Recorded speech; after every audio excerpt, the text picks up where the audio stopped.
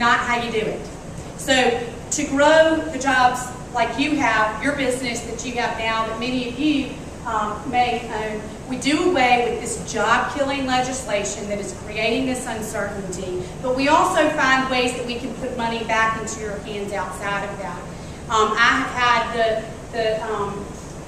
the honor again of being on the Montgomery City Council, and we've come up with creative ways that if you make a capital expenditure of X amount of dollars, then you get sales tax rebates, or if you make, there are ways that you can give the businessmen an incentive to grow and to grow their jobs. Government doesn't create jobs. You create jobs. We create jobs. That's what makes this country so great. Now, as far as larger manufacturing jobs or something of that magnitude, we've got to level the playing field. And our governor's right. And the other governors, and I read the same article that you did, we do have a really great environment here in Alabama in which to grow jobs. We have low utility rates, we have low taxes, we have all of these things that make it a perfect environment, but we've got to level the playing field with all of these jobs that continue to go overseas. So. One more question? Two more questions? Yes, sir. When will we start to see Martha Rowley on TV? I saw BB, but Yeah, we're hoping to get up very, very soon. We're excited about the message that we have, and hopefully here in September you'll see us up. So. One other comment: a lot of the legislation that gets passed is without appropriation.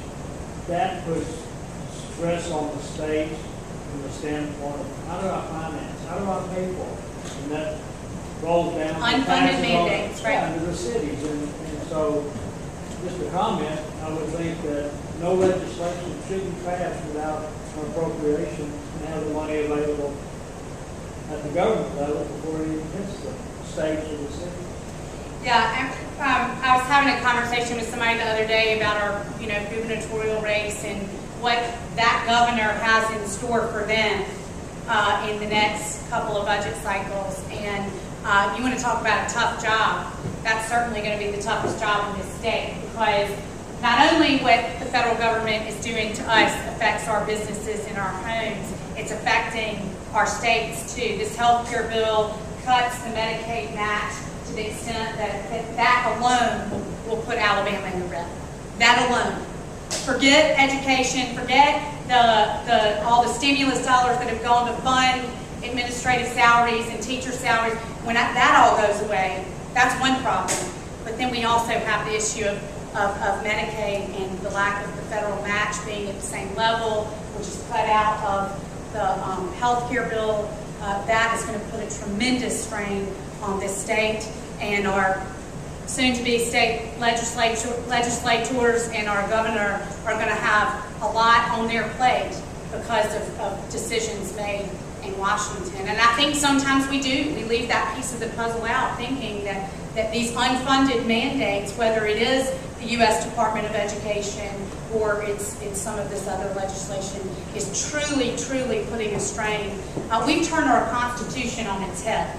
The federal government is keeping the states here rather than the states empowering the federal government. So we've taken this and turned it on its head.